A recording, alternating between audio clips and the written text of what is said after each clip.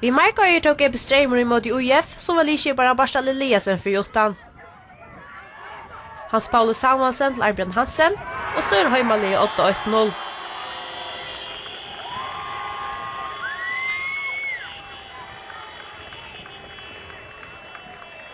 Miskøys innen fyrhållag blir fullfringere komme fire seg, og sette trust av UIF-holvene. Andi Olsen røyner seg utifra, tvørstreie, støkker ut til Rekva Jakobsen, så får Jauna til 8-8. Kjenta mål i år i nødvendig distanse av Rekva Jakobsen. Løtte 17 i UIF atra målpletten. Hotna, bølten enda ved føttene av Alexander Jovovic, som smekker til og legger UIF 8-2-8.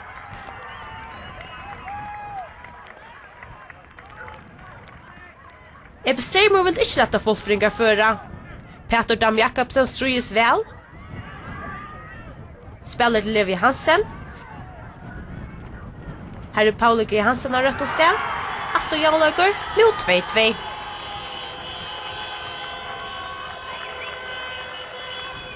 Nå stod jeg av månen, og det var begge løykere, domere, og ikke minst smålmauer som var høyt om høyde. Sondalagsmenn vil ikke lette Silver slippe i mellom fingrene, og kjeppa og tog mot rønne sikre. Møte Distarenda. Leif Niklasen vil felte bort utenfor 16 meteren, og Ramsen Joros dømmer frysparsk. Hans Paulus Samuelsen vil sette teka, og setter bølten vel opp i hottene til 3-2. Et ser av vekersmål. Vi sikrer noen UIF, her Ebbe Streimer mest som tryggest av Silver i Vodafone-dølten i år. Malvarslamper gjør at han har en halvan tøyma. Hans Jørgen Joros sender en 4 og Harry Finner Hagstor, og så 8-0. Bærslutt av løte 17 vil selve Vatnamar Leiser og IB36 brottsteinen, og så 2-0, og hendastøvan heldur seg til Hollegs. 17 Holleger er bare 6 minutter gammel til å hette henter. Andreas Lava Olsen renner på 36 veiene av, spiller Finn som er pura laser, og han legger Heimalig av 8-3-0. B36 har ikke mer enn givet balten opp, tar en atterlegging enda for foten av Finn Justinsen, han skjøter sitt 19. mål hette Kappengarare, og så skulle Heimasiren være trykker.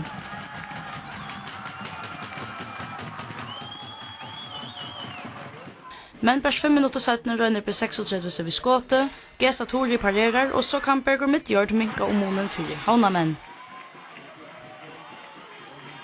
Luttaløte 17 henter hetta. Andreas Lava Olsen vil felter, og så kommer øye i grunnene i Sarsborgjere. Av mynden så kjører vi Lava sparska Magnus Olsen, og det hetta som velger for tjertje av ødlån av Gli. Og i hitan så kjører vi Atla Gregersen til Witchinge skumpa herlige underklemmet matras. Hetta gjør Dagfinn Olsen dømere og årsøk til å vise hånden av ødlån, men han velger øysene at gjøre B36-løykeren om Dennis Holmberg til Reia Korset. Og opptøk noen til kringvarsnoen finner vi et anker årsøk til å vise Dennis Holmberg av ødlån. Vi tar sportsdag for Olsen om en grunnkjøving, men han vil ikke si for en kærefrøsning ute og et avårstøymatel etter distalog. Så gjennomfører Andreas Lava Olsen sutt Reia Kors for å hevne seg innan Magnus Olsen, og så det 90 øyrestande witchingar av ødlån i måte 20 B36-løykeren. Men Roche er ikke av enn. Nyeste myndene så gjør vi Hans Jørgen Joros og Brima Koroma tjekkast om 8 kvørst, og hetta enda vi av Brima Koroma slær Hans Jørgen Joros. Hetta fært av onkar avløyngar fra dømaren som vender rikk til hendingsene. Så holder vi fram vid malskjødingsene. Og et B36 frysparsk enda for foten av Ottmar Ferre, og han gjør det til 4-2. B36 meknar øysene kom opp av 4-3. Det hender stort for løyklokk, da Sjur Thomasen teker mot en innlegg ur vinstre, og skjuter 21. mål i Vodafone-døltene. Senast og løtene rønte på 36 er pressa for utjånende målen, men det kommer omkantøy, og distren endar 4-3 til Witching. Det er Felix Lier Vaunon som får første målleggen i distren. En lenge bølte vil sende fram til Jon Nilsen, trekker inn i brostegen, kommer i gåa støve, men skåter 4 pum. Så fyrir halvlega Lier vaknar Heimalie, og tar rei å komme østen til negra vandamiglar støver 4 stetjen. Toftamenn halda fram av Trusta, heldur til Vildarlia enda bølten til Jon Simon, høgger til og trygg vi er fotlar langt og pjargar. Stått fyrir halvleg er Bjottrus i Alobe, og inn i reknen detter Remi Langgaard, brottspark sier dommeren Lars Müller. Oli Olsen vil sette skjøta, og han skårer trygt, 8-0 som østen var støvant av færre vær til halvlegs. 17 halvleger var størst trusmøte 0-7 Vestermalen. og 13 minutter etter stetjen vil Keita sendra steg i høyre. Inn i Brosteinen dekker Ange Nenad Stankovic, 2-0. Gestner hadde som så Anke spela 4. Og etter 2-0-malet tøktes som om det svørste bærst gledde seg til at domaren for å bruksla dysten av. Men dysten var lengt fra liver, og Beate trus for at malet 20 minutter etter. Polen Poulsen reker. Omvis Keita og Johan Simon for innkjøfte Johan Peter Poulsen bulten og skårer til 3-0. Hos Niklas Johansson hei tverstår av malrøyndur Sannhets løtna dysten, så kom ikke flere mal. Beate trus vinner Sannhets og hjemme dysten Svengaskar i år 3-0. Og vinner tar med å bli 6-3 ved leierdein.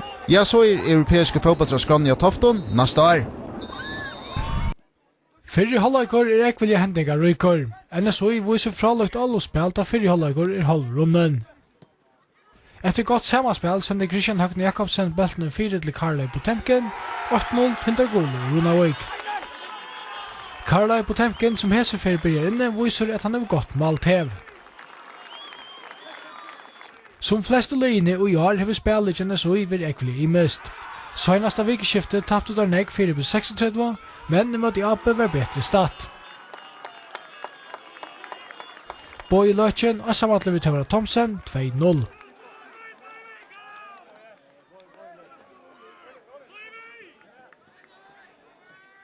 AP hever vist at har drikver i år og tar sværeisen i atter mot NSOI.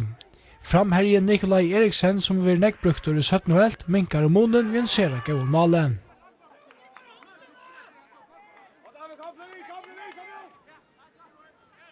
Men ta månar løyti med den velopplagton NSOI-leie som kappast om brons- og høyresmestene sammen med Bjottotrusje og Vikingtje. Ikke minst Boi Løtjen velopplagtor. Han er ferast mellom Danmark og Farjar til Disnar i 17 helt. Han snuitur Morten og Hørg, NSOI vinner 3-8 og 3 sti 18 for Viking, som nummer 3. Det ikke spalte mer enn 2 minutter, så hål kommet an. Og det Hape ulegger 4. Ein tan beste til Hape i år, Verjeskansen Hans Alé, medvrun og byrjar FN-varslene til Hape. Etter oppspill fra Rekva Poulsen. KIA-skårner fettlet tog ikke i fått.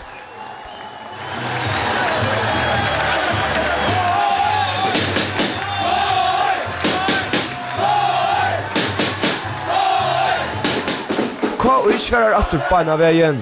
Jalgrum Elter slipper til skåt, men ikke vant i affær. Det var fitt av vinter i fyrre halvleikje. Hapi hei vinden undan, og til lei eisen eika trøst av KI-malen. 25 minutter lekter. KI-varian ser alt annet enn samførende ut, og så kan Andrew av fløtten letja Hapi 8-2-0. Tan rinkast av byrjanen KI kunne hoksa seg Tuschel verileikje. KI fer en gjelta møvlaga av Minko Månen stått etter malen. Atle Danielsen slipper standa pura avdekkavur inn i Hape Brosteinen, men Simon Rekvi Hansen står bjerkar. Stått fyrir halvleik gjørs møvlagen til KI at løpbjerka seg i beste deltene enn Kamaren. Frode Benjaminsen hagstor 3-0.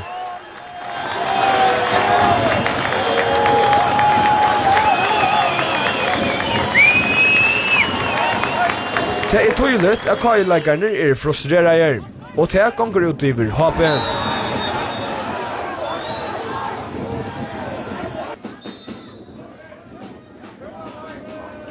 Satten i halvleger bare få minutter gammal, da i Hape slakker alle vogn til KI å komme inn til dysten. Rekve Poulsen til 4-0.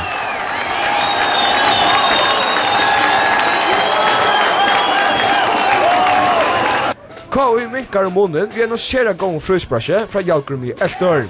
Ein løytel næste tjekknar atter ut til KI.